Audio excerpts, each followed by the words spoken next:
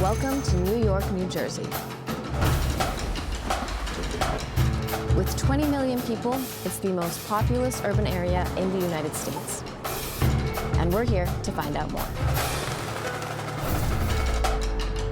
We're taking a tour across Canada, Mexico, and the United States, visiting each of the 16 host cities that will welcome the FIFA World Cup 2026 in search of the soccer soul of every one of them. Taking in the people, places, culture, and vibes. This is Stories from the Cities.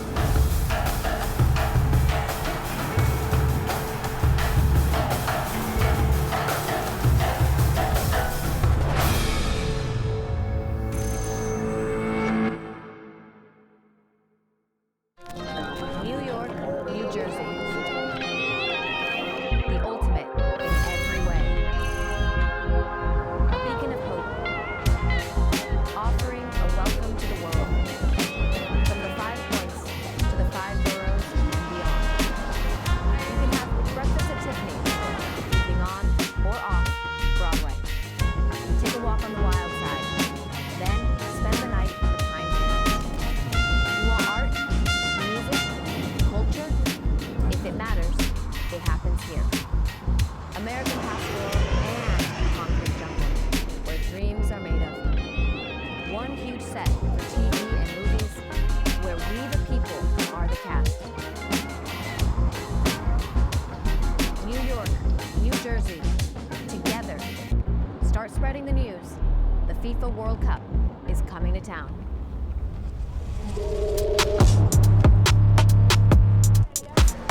Our host for New York, New Jersey is football creative Elijah Edouard. In New York City. And we're here at Edge NYC, and my goodness, one of you. Look at it. Look at my city. It's beautiful. I'm so proud of it. I'm so proud of it. It's You my should city. be. You And I should can't be. wait to tell you all about it. I'm ready. I'm ready. Tell me all about it. Let's start with the football scene here. The football scene here runs deep, okay? You got from the professional level to the local clubs. You have New York City FC, okay? You have New York Red Bull that play over in New Jersey. We got our women's team, Gotham FC. Also some of the more local teams like Brooklyn FC. The history is so full, it's so rich. Let's get into that history. You Yes. mentioned it there. I mean, the football greats have played here. The greats of all greats. Yes. The GOAT's favorite GOAT, the legendary Pele, graced us with his presence when he came to play for New York Cosmos back in the 70s, you know, and this showed a shift in football culture. They were able to show us that, hey, football is here and it's here to stay.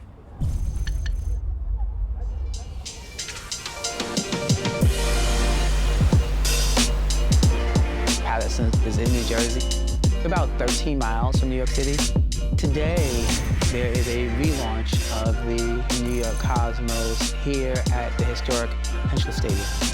My name is Valle Adolfo Wilson. I am the managing partner and majority owner of the New York Cosmos. Today is our first game since 2019. My name is Giuseppe Rossi, and I'm the head of soccer. I was born in New Jersey, and at 12 years old, I left to go play in Italy. I was able, obviously, to play on the Italian national team, which was one of my dreams. Today, being part of history is something very special. It's still a little surreal. What I'm feeling, though, is mostly excitement. It's a new day, it's a new chapter. I'm excited for the team and players, but mostly for the fans.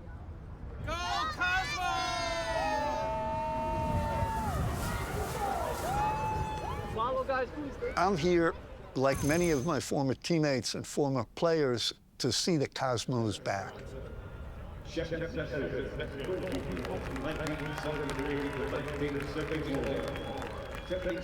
My name is Shep Messing, and I'm the former goalkeeper for the New York Cosmos.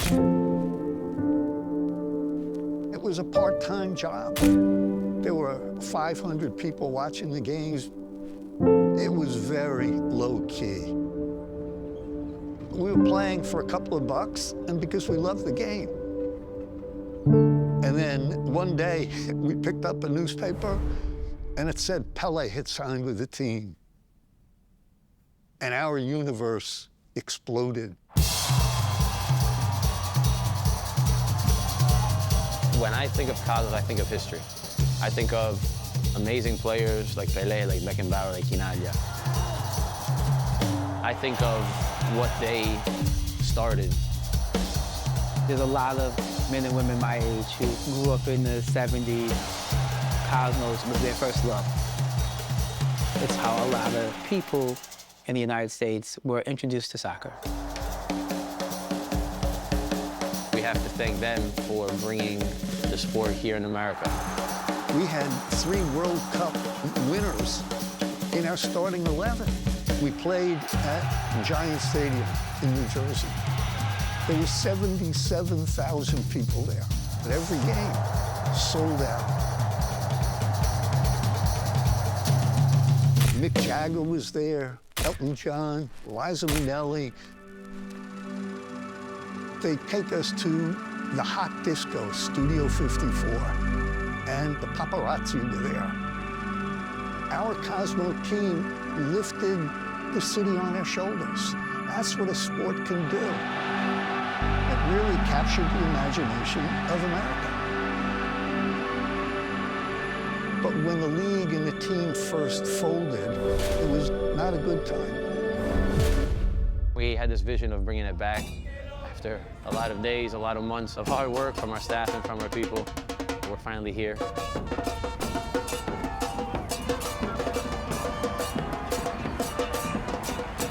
It's hard for me to believe I actually have tears in my eyes.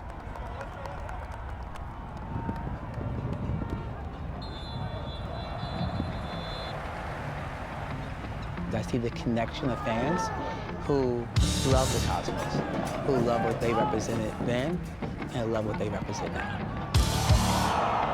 We're starting off here in the USL League One, and I want us to dream big. We want it to be recognized again as the powerhouse of America.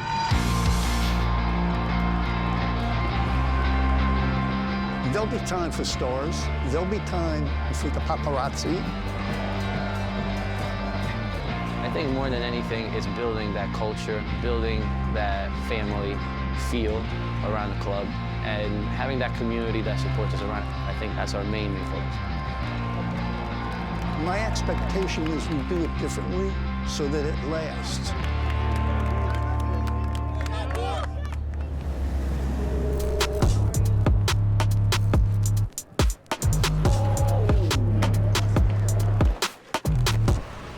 Everyone knows that New York, New Jersey is like a film set. Yeah. So many great movies have been filmed here, and a lot of people come here to make a name for themselves, Yeah. but some greats were born and Yes. raised here. Absolutely, especially like if you just look at the music scene, and I'm talking about New York, but also even in New Jersey, like Whitney Houston is from New Jersey, Bruce Springsteen, and you bring it back over here, like Jay-Z, Duke Ellington, like so many other greats, you know, that just influences the rest of the world, and you see it over decades and decades of history. It's a testament to how influential New York is. There you go. Thank you. New York pizza.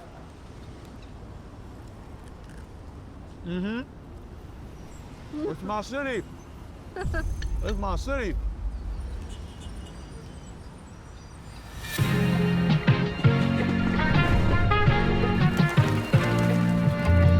What's up, world? This is the South Bronx, the boogie down Bronx, home of hip hop. Welcome to my store, up NYC, our humble abode. Let me take you inside. My name is Fat Joe, American rapper, Grammy nominated, philanthropist, entrepreneur, all of the above. Just an average New Yorker. So right here, we got some graffiti art. That's the legendary, rest in peace, K. Slade, Desi Daz, legend. That's actually me, Joe Crack. That's my art. Right here in the South Bronx is where hip-hop music was created. People, they had nothing. And so they created this art form. As a little kid, I would look out the window and see everybody dancing and having a great time. I'm born in the culture. Anywhere in the world has been influenced by this neighborhood right here. We in Arthur Avenue, Little Italy in the Bronx. You know, with me, it's all about food. It's all about eating the right stuff. You know, I'm Fat Joe. Brother man, I brought the camera crew for you. You're not. Your name, the Slim Joe. You know I'm trying to stay alive. He loves the Bronx. He knows where he came from. And when you come from the Bronx, you never forget that. It's my brother right there. I'm gonna make it a Slim Joe panino. Thank you. Slim Joe. Smoked mozzarella, burrata, arugula, Woo! roast peppers. You're gonna say, You now I know talking my language, baby. That's the Slim Joe special. Ain't nothing slim about that sandwich there. I gotta change my name back to Fat Joe.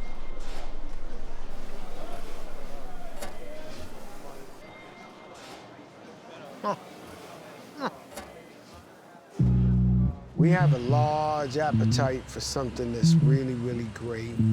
Dominic's legendary Italian food. This is the man right here. You can't come in here without him, huh? Our different textures of people, that's incredible. She know my whole family. Different style, our different swag. We're in the Lower East Side, Manhattan. We're at Casa de la Puerto Rican cuisine, off the hook, the best in the game. There's nothing you won't love about it.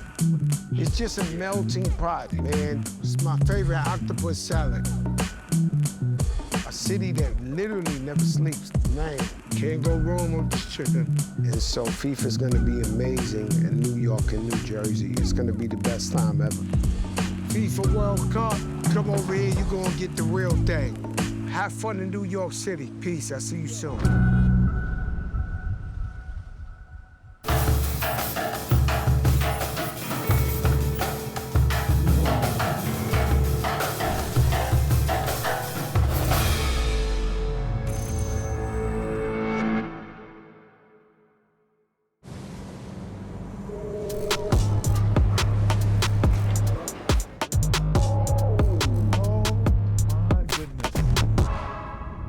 We're here on the Staten Island ferry, and Elisha, everyone's story is different. Where does your love of football originate from? My love of football, honestly, it dates back to the early days of my life. You know, growing up in Haiti, everyone around me loved football. All of my favorite memories growing up came and were centered around football. And so when we moved to the US, it just never left us. You know, we brought that right over here with us. That's a common story, you know? Yeah. I feel like there's that passion and that love of football in the United States now, but it really does originate from the immigrant communities bringing it here. Yeah, exactly. And all these immigrant communities from all over the world, from Africa, from South America, from Europe, when they come here, they bring that passion and that love for the game with them. And not just in New York City, even over in New Jersey, in Kearney, for example, way back in the days became known as Soccer Town because Scottish immigrants, you know, settled there and brought, again, that real raw love for the beautiful game with them. And that trickled down to the rest of New York City, trickles down to the rest of the country and influenced that soccer culture, and it just keeps growing.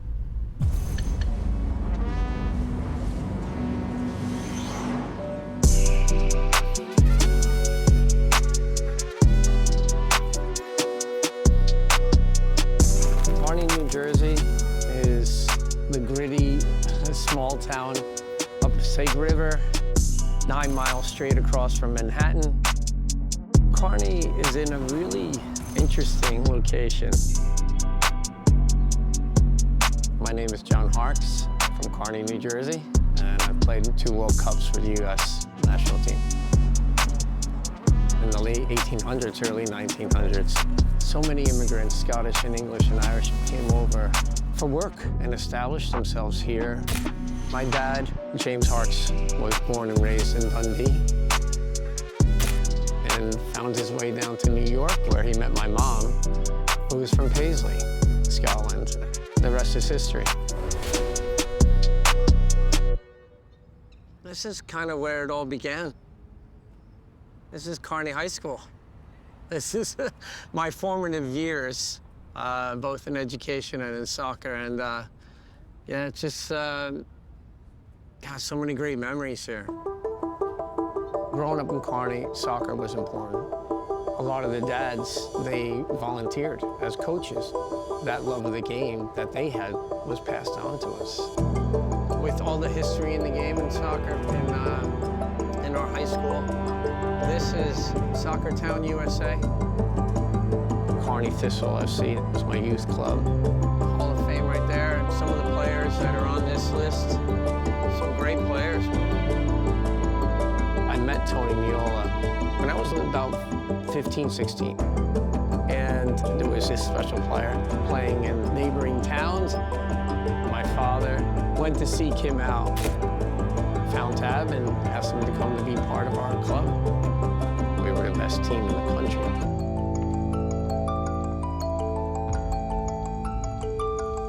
The dads felt it was part of their job to educate us on the history of the game. If you go back to the early days of 1930, the first World Cup, there's 2 Kearney players on there. When we heard that, we were like, well, that's something that we wanted. That's what pushed us on. Could we actually play in a World Cup one day? Can we make a U.S. team? We made it to the World Cup in '90. When you're in it and you're going through this as friends, you know, Tab, Tony, and I, we'd almost had to pause a lot of times and look at each other and just be like, is this real? We were the youngest team in that World Cup. I think we were an average age of maybe 22 years and 7 months. We didn't really know what we were getting into. We were very naive. We knew we were tourists in that World Cup. The real stage was going to come in '94. Off the field, we would get together and just be like, 3 Kearney boys, and we're in the World Cup. We have our friends and families watching us in our own country. It's fairy tale stuff. And you get to do it with friends.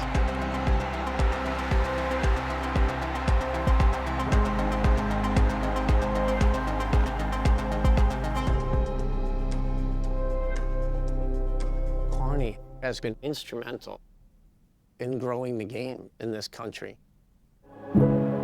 I want the rest of the world to see where we are, how far we have grown. Now we have the first generation American people that are loving the game. The World Cup is just going to be a massive hit.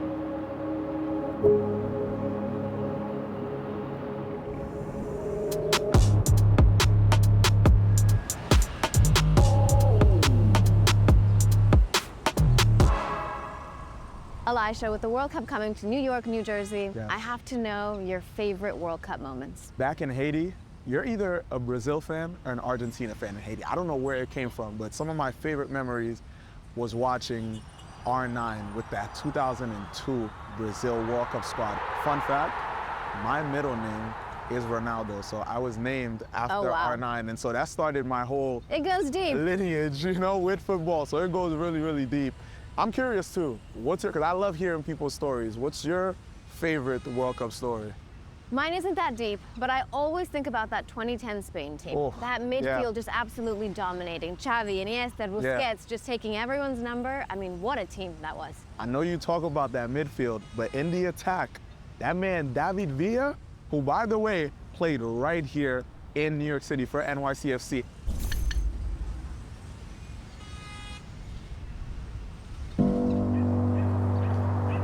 Soy exfutbolista. Ahora, desde que estoy retirado, pues me dedico sobre todo a las academias, a la formación de niños y niñas por todo el mundo, con nuestra Division Academy. Pues me llamo David Villa. Conseguir ganar un mundial no solo tienes que estar bien en una faceta.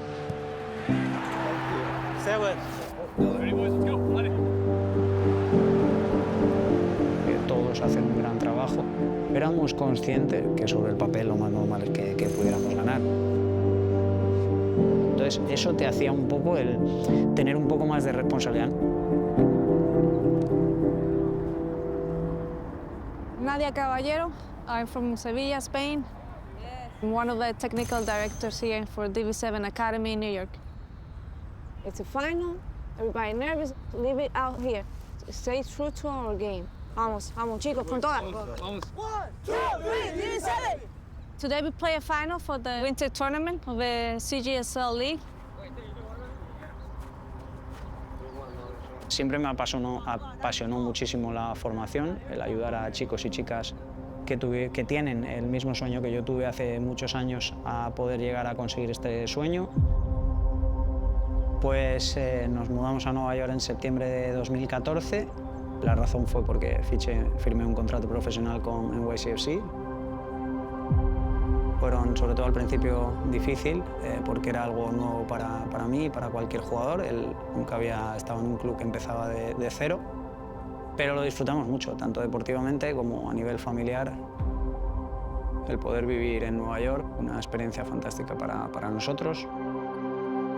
Empecé ya a ver un poco, ya tenía 33, 34 años, bueno, veía ya que un poco me quedaban pocos años de fútbol y empecé a planificar lo que sería David Villa después del fútbol.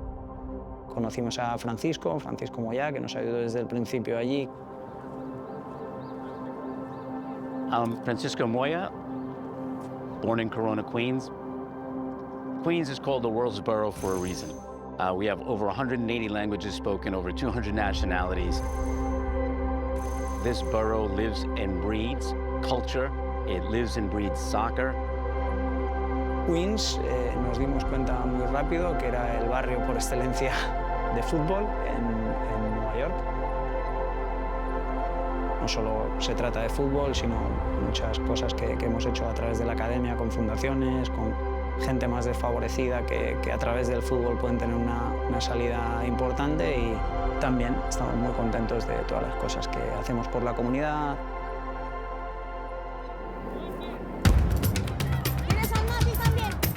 Impact that DV7 has had on a lot of these kids here, something really, really special. But it's also given them the opportunity to really believe in themselves and dream that things are possible here. And that we one day could have a future star that's growing up here in Queens and maybe one day playing in the World Cup in the future.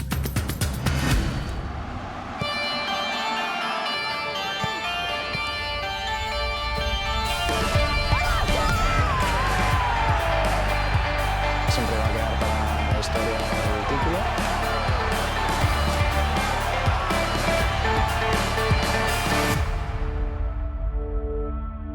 Ya todos con el foco en el que pronto va a ser el Mundial, y bueno, pues deseo que haya un grandísimo espectáculo. Una gran noticia para la ciudad de Nueva York, el poder tener un acontecimiento de fútbol como este. Y todos los chicos y chicas y toda la gente que trabaja en la academia están muy a la expectativa de poder disfrutar del Mundial. I don't think I can get any more excited than this. New York is the capital of the world, and to be hosting the greatest sport on the planet, and especially to be able to host the final, it's just going to be euphoric.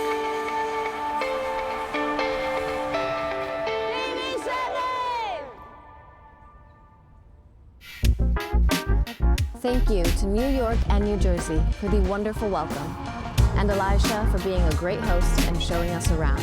That's it for Stories from the Cities. I hope you've enjoyed our tour across the 16 host cities. Now it's time for the show to begin. Bring on the FIFA World Cup.